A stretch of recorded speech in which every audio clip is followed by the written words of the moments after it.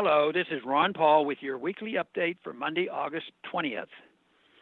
One of the most insidious ways politicians expand government is by creating new programs to solve programs created by politicians. For example, government interference in healthcare increased healthcare costs, making it difficult or even impossible for many to obtain affordable quality care. The effects of these prior interventions were used to justify Obamacare. Now, the failures of Obamacare are being used to justify further government intervention in health care. This does not just include the renewed push for socialized medicine. It also includes supporting new laws mandating price transparency.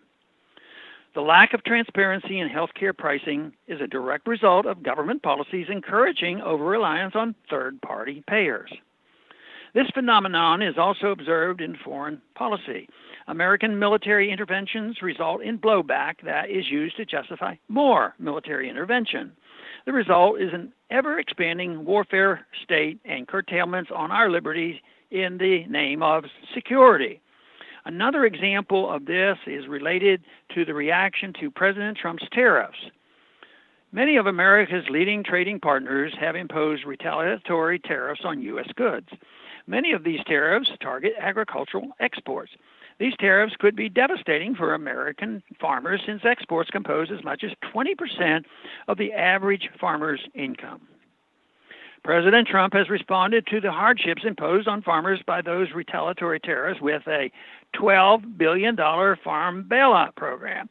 The program has three elements: direct payments to farmers, use of federal funds to buy surplus crops and distribute them to food banks and nutrition programs, and a new federal effort to promote American agriculture overseas.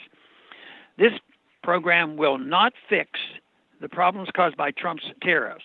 For one thing, the payments are unlikely to equal the money farmers will lose from this trade war. Also, the government marketing programs benefit large agribusiness but do nothing to help small farmers.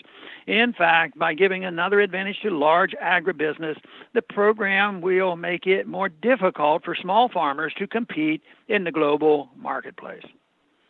Distributing surplus food to programs serving the needy may seem like a worthwhile use of government funds. However, the federal government has neither constitutional nor moral authority to use money taken by force from taxpayers for charitable purposes. Government-funded welfare programs also crowd out much more effective and compassionate private efforts. Of course, if government regulations such as the minimum wage and occupational licensing did not destroy job opportunities, government farm programs did not increase food prices, and the Federal Reserve's inflationary policies did not continuously erode purchasing power, the demand for food aid would be much less. By increasing spending and debt, the agriculture bailout will do much more to create poverty than to help the needy. Agriculture is hardly the only industry suffering from the new trade war. Industries such as automobile manufacturing that depend on imports for affordable materials are suffering along with American exporters.